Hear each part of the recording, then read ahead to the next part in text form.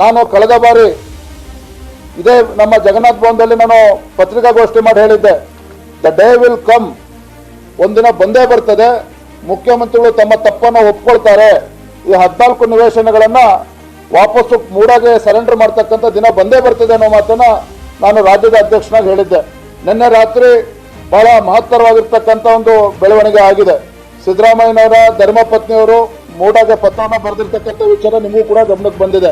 ಈ 14 ನಿವೇಶನಗಳನ್ನು ವಾಪಸ್ಸು ಮೂಡಾಗೆ ನಾನು ಕೊಡ್ತಾ ಇದ್ದೇನೆ ಅನ್ನೋ ಮಾತನ್ನ ಅವರ ಧರ್ಮಪತ್ನಿಯವರು ಹೇಳಿರ್ತಕ್ಕಂಥದ್ದು.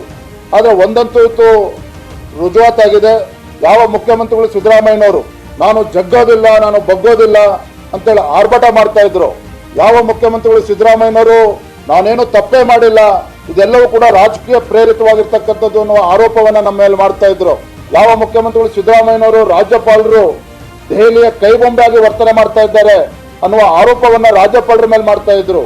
ಇವತ್ತು ಆ ಸಿದ್ದರಾಮಯ್ಯನವರು ಇವತ್ತು ತಮ್ಮ ನಿವೇಶನಗಳನ್ನ ವಾಪಸ್ ಕೊಡ್ತೇವೆ ಅಂತಕ್ಕಂಥ ನಿರ್ಧಾರ ಕೈಗೊಂಡಿದ್ದಾರೆ ಅಂತ ಹೇಳಿದ್ರೆ ಎಲ್ಲೋ ಒಂದು ಕಡೆ ಈ ಕಾನೂನಿನ ಕುಣಿಕೆಯಿಂದ ಪಾರಾಗಬೇಕು, only to escape from the legal hurdle, ಮತ್ತೆ ರಾಜಕೀಯವಾಗಿ ಸಿಂಪತಿಯನ್ನು ಪಡೆದುಕೊಳ್ಬೇಕು, ಮತ್ತೆ ತಮ್ಮ ಸ್ವಪಕ್ಷದಲ್ಲಿ ಅವತ್ತೇನೋ ತೊಡತೊಟ್ಟದಕ್ಕೆ ತಯಾರಾಗಿದ್ದಾರೆ. ಯಾಕೆಂದ್ರೆ ಸೈಟನ್ನು ವಾಪಸ್ ಕೊಡ್ತೀವಿ ಅಂತ ನಿರ್ಧಾರ ಮಾಡಿದ್ದಾರೆ ಅಂತ ಹೇಳಿದ್ರೆ ಸಿದ್ದರಾಮಯ್ಯನವರು ತಪ್ಪು ಮಾಡಿದ್ದೇವೆ ಅನ್ನೋದನ್ನ ಅಧಿಕೃತವಾಗಿ ಒಪ್ಕೊಂಡಂತಾಗಿದೆ.